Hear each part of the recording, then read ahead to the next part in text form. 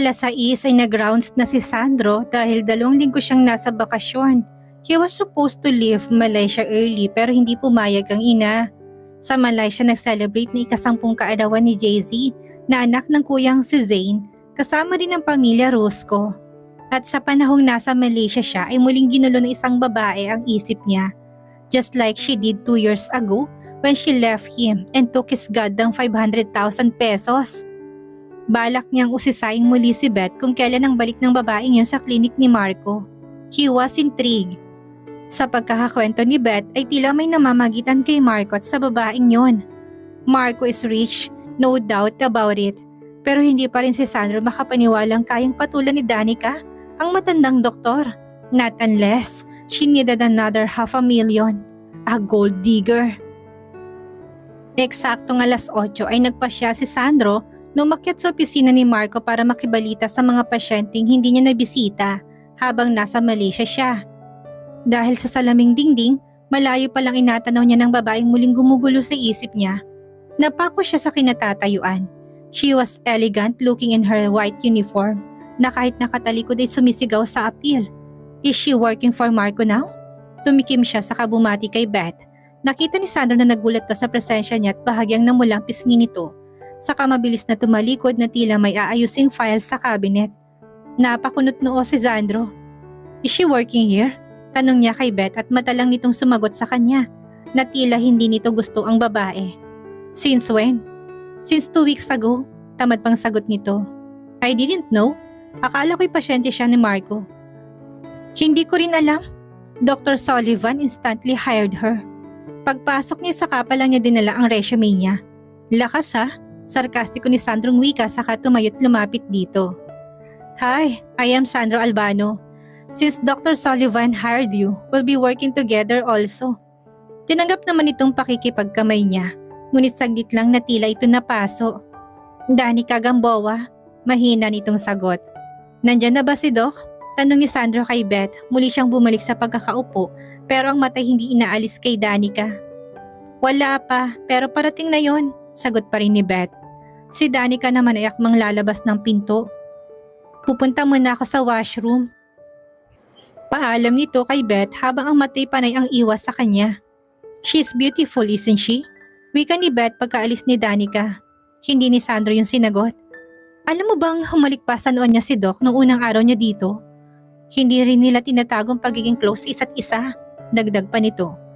Tila nanibughon naman si Sandro sa sinabi niya ng sekretarya na agad inignora. So you're really leaving? Pag-iiba niya sa usapan. Kung bakit hindi niya gustong marinig ang ugnay ng babaeng yan kay Marco ay hindi ni Sandro tsak. Nakahanda ng ticket ko. I can't delay it anymore. So, how is she when it comes to work? In fairness to her, maayos na magtrabaho. Madali siyang turuan dahil hindi pa ulit-ulit. Pwede ko bang tignan ang resume niya? Kinuha ng sekretarya ang folder nito na nasa cabinet. Bukod sa management graduate ito, ay nagtatrabaho ng matagal sa isang fast food chain. Ay wala nang ibang nakasulat doon.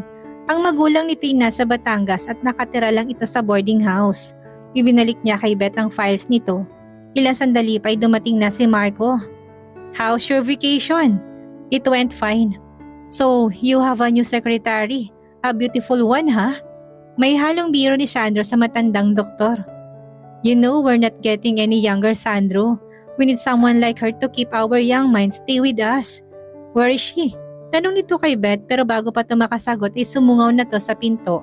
Malayang itsura nito noong gabing ipinakilala siya ni Lizette sa kanya. Kung noon ay nababalutan ng kulereteng mukha nito, ngayon ay napakasimple lang nito sa manipis na lipstick at kaunting blush on at nakalugay lang ang lagpas balikat na buhok. But the thought of her on his bed, one enchanted midnight or dawn rather, make his groin ache. Pinilig niya ang ulo sa naisip. Good morning, Marco. Naningkit ang mga mata ni Sandro sa pagbati nito sa doktor sa unang pangalan. Beth calls Marco Dr. Sullivan at kahit siya hindi niya ito tinatawag na Marco kapag nasa harap ng ibang tao. Sa kasual na pananalita nito ay nakumpirma lang niya ang sinabi ni Beth na matagal na nga magkakilala ang dalawa. Good morning, Danny. I need coffee, please. Pumasok to sa sariling silid at sumunod siya para i-discuss ang kalagayan ng mga pasyenteng dinalaw niya ngayong umaga. Where did you get her? Tanong ni Sandro nang tinutukoy ay si Danica. She's an old friend's daughter. Nangailangan ng trabaho kaya tinanggap ko. Pero ang sabi ni Beth ay dati na yung dumadalaw dito. Paminsan-minsan kapag may ikukonsulta but nothing serious. Why? Nagkibit balikat si Sandro para huwag ipahalatang kanina pa siya naliligalig sa presensya nito. Maya may pumasok ito at may dalang-dalawang tasa ng kape. Danny, have you met Dr. Sandro Albano? Kapag wala ako ay siyang nagra-round sa mga pasyente. So you will also work for him. Hi Mr. Albano, kaswal na bati nito. Call me Sandro. If you call Dr. Sullivan in his first name, then you can do the same with me. I'm not that old after all. Ngumiti lang ito saka mabilis na nagpaalam. Bumaling naman si Sandro kay Marco para i-discuss pa ang pakay nito dahil may mga naghihintay pang pasyente sa labas. Paglabas niya sa opisina ni Marco ay wala si Beth sa pwesto nito at si Danica ang nakaupo doon. So, it's a small world after all. Ngumiti ito saka muling binaling ang mga mata sa folder na hawak. What time are you going out? 5:00. Ihahatid kita pa uwi. Wika ni Sandro na kagad naman tinutulan nito. Umupo siya sa gilid ng mesa, tinitigan ng bawat kilos nito. May susundo sa akin. Sino? Another lover of yours? May panguuyam niyang wika. I don't have a lover, sagot nito at nakita ni Sandro ang panginginig ng kamay nito habang may sinusulat. Sabihin mo sa kung sino man ang susundo sa'yo na wag nang tumuloy. I'll pick you up at exactly 5:00. Tumayo siya mula sa pagkakaupo sa mesa at hindi na hinintay ang sagot nito. Tinungo niyang pinto palabas. Pagkalabas ni Sandro ay sakalang nakahinga ng maluwag si Danica. Hindi niya akalaing magkukrus muli ang landas nilang dalawa matapos ang 2 taon. Kung alam lang niyang dito ito nagtatrabaho, ay hindi niya tatanggapin ang alok ng ama na magtrabaho sa kanya. Their paths shouldn't cross again. Wala siyang mukhang ihaharap dito.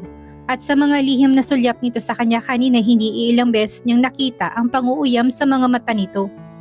And she can't stand it.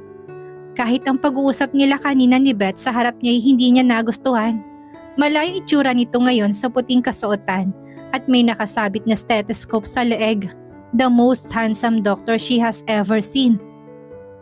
Matipuno ang mga braso at malalim ang mga mata kung tumingin. Mula kaninang pagpasok dito hindi na tumigil ang kabog ng dibdib ni Danica at kailangan pa niyang pumunta sa washroom para kalmahin ang sarili. Ngayong magpapadalas ang pagkikita nila ay kinatatakutan niya yon. He was in her dreams almost every night after they had a one-night stand. At kahit hanggang ngayon ay naiisip pa niya ang binata dahil sa lakas ng atraksyon dulot nito. Kung hindi lang niya pinairal ang matipunong kaisipan, ay muli siyang babalik sa club na yon kung saan siya dinala ni Lizette para muling makasama ito.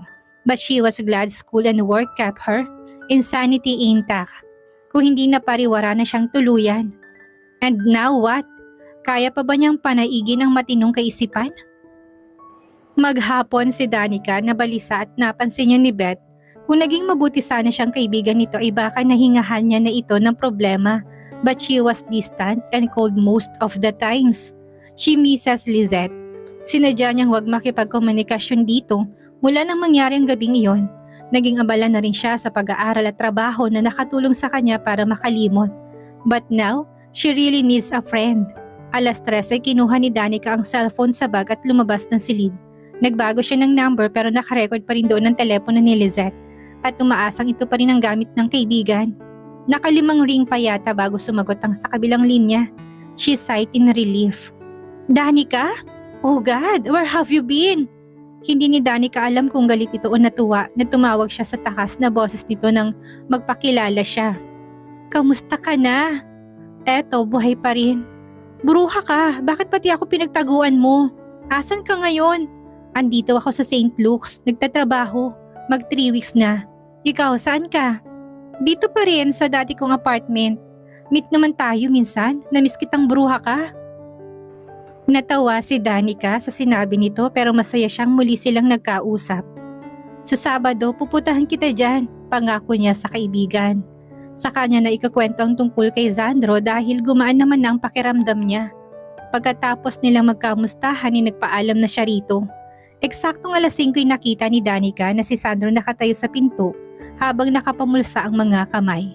Naka-denim pants na rin ito at v-neck t-shirt na hapit sa katawan. Kahit gusto niyang tumanggi sa pagsama dito, mukha namang hindi ito mapipigilan. Pagkatapos niyang iligpit ng mga gamit ay sinusiyan ang pinto ng silid. Si Beth ay madalas na umuwi na ng 3:00 mula na magtrabaho siya doon. Hindi nagsasalitang binata habang papunta sila sa parking hanggang sa makaalis sila sa compound ng ospital. Sa liit ng sports car nito ay tila hindi si Danica makahinga, lalo't pumupuno sa loob noon ang pabango ng binata. A dangerous scent that brings panic to her senses and something else. "Where do you live?" Tanong nito makalipas ang halos 10 minuto. Sa balintawak, sagot niya.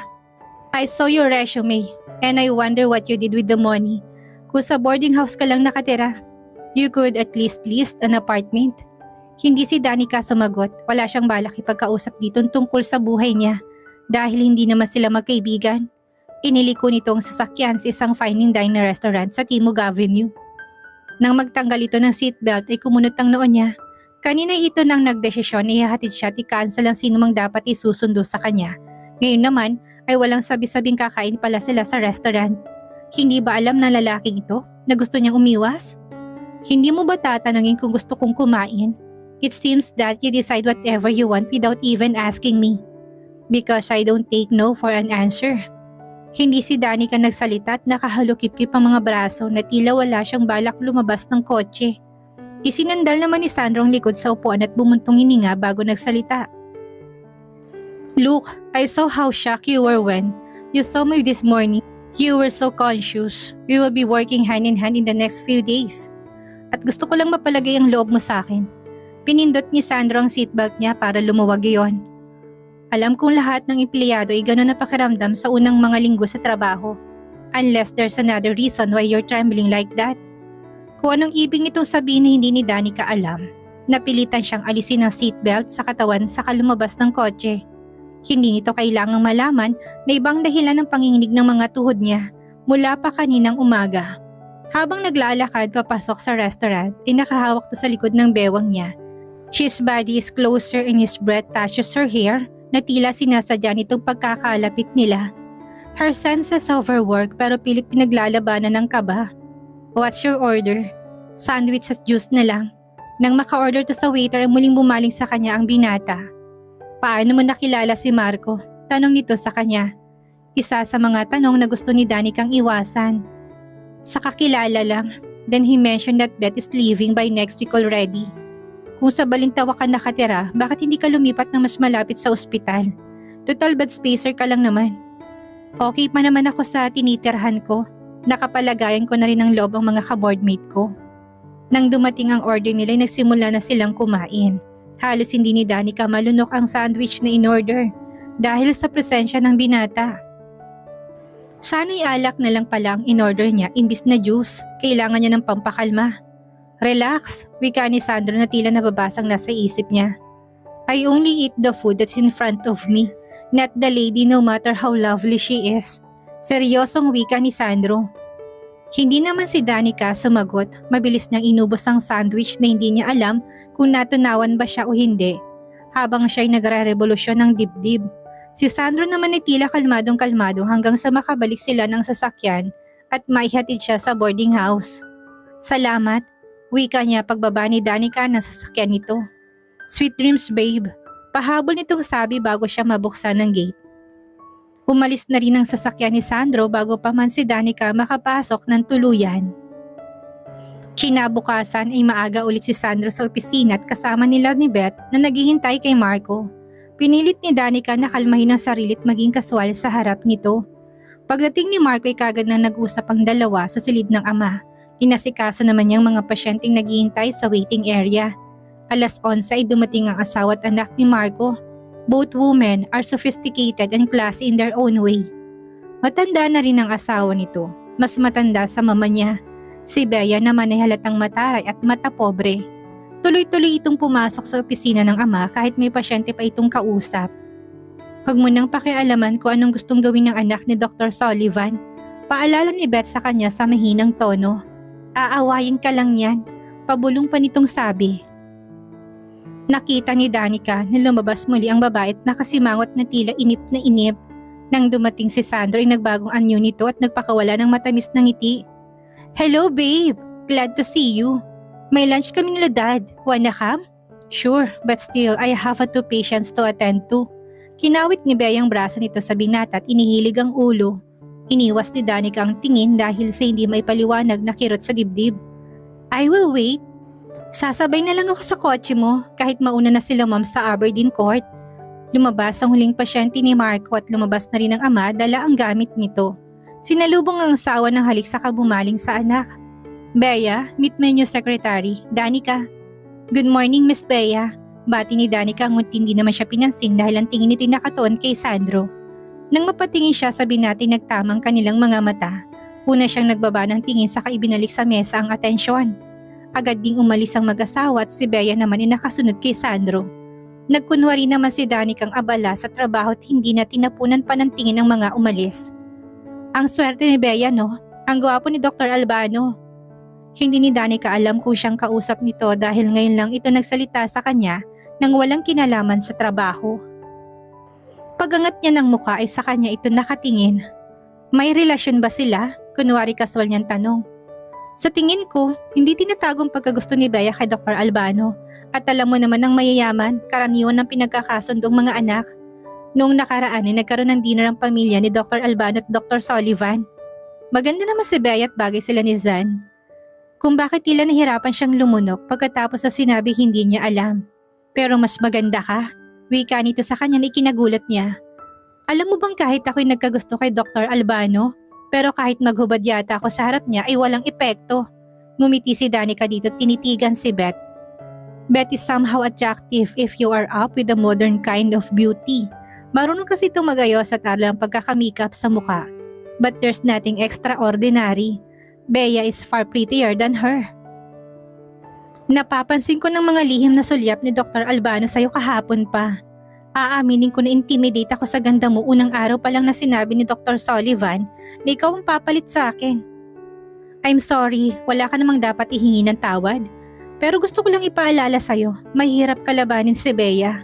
Kahit ang tatay niya, hindi siya masupil. Kaya kung gusto mo ng tahimik na buhay, stay away from Dr. Albano. Huwag kang mag-alala, hindi ko kakalimutan yan. Ngumiti si Danica rito bagamat may alinlangan sa dibdib. Mahirap iwasan ang tulad ni Sandro, lalo kung ito ang panay ang lapit sa kanya. Tumunog ang telepono ni Danica at agad niya yung binuksan. Si Johnson ang nag-text at sinabing susunduin siya nito para sa isang dinner. Agad siyang pumayag para mawala sa sistema niya ang presensya ni Sandro. Pagdating ng alas 5 ay naghihintay na si Johnson sa parking area. Nang makita siya agad binuksan ng passenger side. Bumeso to bago siya tuluyang makasakay. Hindi nakataas ang salamin ng kotse kaya tanaw ni Danica ang mga naroong pauwi na rin na may dalang sasakyan. The parking is almost full at marami ang taong paruot parito na karamihan ay staff ng hospital. But her eyes cough on particular build and stare that she wouldn't forget in a million years. Agad umahon ng kaba sa dibdib niya. Sandro staring at her with his face dim as if in anger. Hindi si Danica ngumiti dahil hindi rin ito ngumiti. Ibinali niya atensyon kay Johnson at sinabing itaas ng salamin ng bintana. Hindi na siya muling lumingon sa kinaroroonan ni Sandro hanggang sa tuluyang makalabas ang kotse sa compound ng hospital. Where do you wanna eat? Tanong ni Johnson sa kanya. Naalala ni Danica muli si Sandro. Johnson tries to please her at all times. Kung anong gusto niya ay siyang sinusunod nito, while Sandro decides on his own whether she likes it or not. Funny but she finds Johnson's gestures boring and plain while Sandro's domineering acts excite and thrilled her even more. Kahit saan, sagot niya. Kinamusta niya ang kumpanya nito at ang mga dating kasamahan dahil wala naman silang ibang mapag-usapan. Mula sa parking lot ipabagsak ni sinara ni Sandro ang pintuan ng sports car at maingay na pinaandar ang makina nito. Kanina pa siya nagmamadaling makabalik para abutan si Danica. Pero matraffic sa Quezon Avenue. At nagpasama pa si Beyang pumunta sa dentist nito. He cursed silently. Buong maghapon ay nasa isip niya si Danica pero heto't may sundo palang iba. Another rich man on the line. Sa tuwing nasa opisina si Sandro ni Marco ay makatiktikan niyang pinagmamasdan ng dalawa, he sees nothing. Mas napansin pa niyang pag-iwas nito ng tingin sa kanya kanina. Nang iangkla ni Bea ang baraso nito sa kanya, There was something in her eyes that he couldn't fathom. And he wanted to secure her that nothing was going on between him and Bea. Not for him at least. Yayayain sana niya ito mag-dinner muli pero naunahan na siya ng iba and he want to hate her for being promiscuous. Bea is open about her feelings for him. Kahit si Marco ay gusto nitong mapangasawa niyang anak if only to discipline her. She was a rich man's daughter, a spoiled brat and self-centered. Hindi ni Sandro gustong mga ganong babae pero pinapakasamahan niya lang, alang-alang na lang kay Marco who was good to him from the moment he entered medical school. Sa inis ay nagpasya siya sa mansyon ng mga magulang umuwi. Alas 8 na siya halos nakarating dahil sa traffic sa EDSA. Pagdating niya naroon si Ezekiel at Hannah, kalarong anak na si Nathan, na 10 taong gulang na rin at si Zania, na nasa 3 taong gulang. Si Zane at si Lina ay sa Green Hills umuwi sa mansyon ng mga Roscoe. Naghapunan ka na ba? Tanong ni Hannah nang makita sa minibar siya tumuloy. Tamad si Sandrong umiling at tumupo sa sofa habang hawak ang basong may lamang alak. Who's the lucky woman? Tanong ni Ezekiel at narinig ni Sandrong mahinang pagtawa ni Hannah. Why do you think it's because of a woman? Oh come on Sandro, we have the same blood that runs through our veins. Ganyan-ganyan ako nung akala ko'y may ibang tinatanging lalaki si Hannah bukod sa akin. At kahit si Zane, kay Celine ay ganun din. We think that alcohol is the best company when our hearts are broken. So, who's the lucky woman? My heart's not broken, my ego, maybe. Pagtatama ni Sandro. Is it Bea? Isang pagak na tawang pinakawalan. Sa tingin mo ba'y maglalasing ako dahil sa babaeng yun? Yeah, I don't think so. Pero wala akong alam na ibang naugnay sa'yo ngayon kung hindi siya. Kahit ang mga modelong dinidate mo dati, hindi mo na napagkakaabalahang kausapin man lang. What happened to the most handsome doctor in the universe? That woman must be beautiful. Pwede na bang ilinya kina si Lina at Hannah? Tumawa si Sandro nang mapait saka muling nilagok ang huling laman ng baso. Yes, she's strikingly beautiful. Wika niya sa sarili. Kung sa ganda ay higit na maganda sa dalawa sa paningin niya. Pero kung pag-uusapan na yung pamantayang moral ay hindi niya masagot. Nagpaalam na si Sandro sa mag-asawa na aakyat na ng silid. Hindi niya gustong pag-usapan pang babae ngayon ay may kasamang ibang lalaki. Kinabukasan, hindi dumaan sa opisina ni Marco si Sandro at kahit paano'y nalungkot siya. Magkasama sila ni Bea kahapon at talatang nagkakamabutihan ng dalawa. They good look together and their social status are of the same level. Kahit kailan, hindi naman siya na-insecure sa katayuan niya sa buhay. Kung hindi lang naman nanganib ang buhay ng ina dati, ay hindi siya maghahangad ng malaking pera. Kaya niyang mamuhay ng simple lang at kaya niyang magbanat ng buto para sa sarili. Pero ngayon ay hiniling niyang sanay na buhay sila ng marangya. Kahit paano'y kaya niyang makipagsabayan sa tulad ni Bea. Pinuno niya ng hangin ng dibdib sa kaibinaling sa ibang atensyon. Mali ang maghangad sa kung ano ang binigay ng Diyos. At mali ang maghangad siya ng higit pa kay Sandro. Pagdating ng tanghali lumabas si Marco. Dala ang mga gamit nito. Hindi na pumasok si Beth sa huli nitong 2 araw. Dapat dahil kabisado naman na daw niya ang trabaho. Umupo si Marco sa upuang nasa harap ng table niya. Sa katila pagod ni isinandal ang likod. Gusto mo bang kumain muna? Nag-aalala niyang tanong. You look tired, Marco. Yes, I am tired, Danny. Kagabi hindi umuwi na magdamag si Bea at hanggang umalis ako'y wala pa siya. May problema ba kay ni Bea? Matigas ang ulo ng batang yun. She's into drugs these past few months and I want her to stay in the house to be monitored. Nagulat siya sa binunyag nito. Kahit papaano'y may awa siyang naramdaman sa kapatid sa ama. Paano nangyari yon? Her ex-boyfriend is a gang leader in their university. Tinuruan niyang gumamit si Bea hanggang sa malaman namin ay lulong na siya. They broke up last year, but Bea's drug addiction became worse. At kaming sinisisi niya hanggang ngayon dahil lumaki siyang wala kaming parati sa tabi niya. And I guess, she's right to blame me. Ngumiti siya sa ama saka nagsalita. Ako'y lumaki ni Anino mo'y hindi ko nasilayan. My life went fine. I held on to that one faded calling card that you left my mother hanggang sa matagpuan kita. Don't be too hard on yourself, Marco. Siyang may kagustuhan nun. Kung sila ni Sandro magkakatuluyan ay mapapanatag ang loob ko. Sandro is a good man and he can tame Bea. She adores that man so much that she's willing to give up everything for him. May kung anong sakit ang tumusok sa dibdib niya sa sinabi ng ama pero hindi siya nagpahalata. How are you coping with your job? Pag-iiba nito ng topic. Okay naman, misa lang namimiss kong dati kong trabaho. Umaga pa lang, pagod ng katawan sa parot parito sa kitchen. Tuminto sa rilang pambisig sa may kinuhang isang maliit na box sa bag nito. As much as I want to have lunch with you, naghihintay si Belinda sa bahay para sabay kami mananghalian. Inabot nitong kahon sa kanya. Ano to? Open it. Pagbukas niya isa yung gold necklace ng pendant ay kumikinang na bato. This is expensive, Marco. Hindi ko rin naman maisusuot dahil sa boarding house lang ako nakatira. Baka maiwala ko lang ito. Then keep it in a safe place. O kaya dito mo isuot sa opisina. It's a late graduation gift na ngayon ko lang nabigyan ng oras.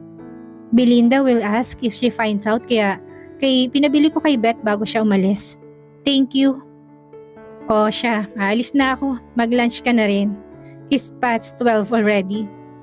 Tumayo ito't lumabas na ng silid. Muli niyang tinitigan ang kwintas na regalo ng ama sa kasinot at tinitigan sa salamin. Napapitlag pa siya nang makita si Sandro na nakahulokip-kip ang mga braso at nakasandal sa may pinto. Beautiful necklace. It must be expensive knowing Marco's taste with jewelries. Kung bakit tila may panunot-ya sa salita nito'y alam naman niya. Bakit ka nandito? To ask you to have lunch with me. Really, Dr. Albano? Since you are asking now, you must be willing to accept no for an answer. Hindi niya gustong madilim nitong tingin kapag napapadakos sa kwintas niyang suot. Of course, just give me a valid answer. Wala akong ganang kumain. Because Marco refused to have lunch with you? Napatingin siya sa kaharap at tinitigan to. For sure, hindi naman ito narinig na niyaya niya mag-lunch si Marco kanina. Anong kinalaman ni Marco sa pagtanggi kong sumama ng lunch date sa'yo? I didn't say it's a date, but if you want to call it a date, then it's a date. His smile showed a silly grin and amusement are in his eyes. Napapikit siya sa inis. Nang muli siyang tumingin dito'y nakatitig pa rin ito sa kanya at ang matay tila naaaliw na nakikitang naiinis siya. I love your eyes. They're burning fire when you're angry. I wonder how they look like when... Tumigil at binitin ang anumang sasabihin. Bakit hindi mo ituloy? Hamon niya rito. Never mind. Aalamin ko rin niya sa mga susunod na araw. Shall we? Napilitan siyang kunin ang bag at sumama dito. Sa isang pizza house sila nito dinala na malapit lang sa pinapasukang hospital. Sino yung kasama mo kahapon? Kaswal nitong tanong habang kumakain sila. Dati kong boss. You really want to mingle with rich men, ha? Tinitigan niya ito ng masama't nilapag ang pizzang hawak ng dala sa pinggan. Sa isang saglit ay nawalan siya ng ganang kumain. Dinala mo ba ako dito para insultuhin? I'm sorry, it's not what I mean. It's what you mean, Sandro. Alam ko may kinalaman to sa nangyari sa atin 2 years ago. Okay, let's say I want to associate myself with rich men. Ipapaalala ko lang sa'yo na hindi ako lumalapit sa'yo ngayon. At huwag kang mag-alala dahil hindi kita isasama sa listahan ko. Really? Hindi ba't akong unang-una sa listahan mo? Hindi ko lang naisip na kaya mong pumatol sa kasintanda ni Marco. Doon na nagpanting ang tenga niya at hindi na naitagong galit sa pang-insulto nito. Pinunasan ng kisong gilid ng bibig sa uminom ng juice. Kumuha siya ng 1,000 sa wallet at nilapag yun sa mesa. Thank you for the lunch, Dr. Albano. Have a good day. Mabilis siyang tumayo saka nagmamadaling tinungong pinto. Agad naman itong nag-iwan sa waiter ng bayad saka nagmadali ring lumabas para habulin siya. I'm sorry, I meant it as a joke. Hindi ako nakikipagbiruan sa'yo, Sandro. And I don't think you mean it as a joke either. I know, and I'm sorry. Please get in the car. Jeep lang ang kaya ng bulsa ko ngayon dahil mahal ang lunch na pinagdala mo sa akin. Nanginayang siya sa 1,000 iniwan niya sa mesa kanina. Leave me alone. I don't need another insult from you. Hindi na mauulit, I promise. It's okay, Sandro. Alam ko naman kung saan nanggaling ang ganyan mong konklusyon sa akin. I just want you to leave me alone. Nang may paparating na jeep ay kaganyang pinarat wala nang nagawa ang binata kung hindi sumakay sa kotseng mag-isa. Nang makalayo ang jeep ay sa kanya pinaglanda sa mga luha na kanina pa kinikimkim. At dito na po nagtatapos ang 3 kabanata ng ating kwento at sana'y muli niyo po akong samahan sa mga susunod pang kabanata. Maraming salamat po at ingat po tayong lahat.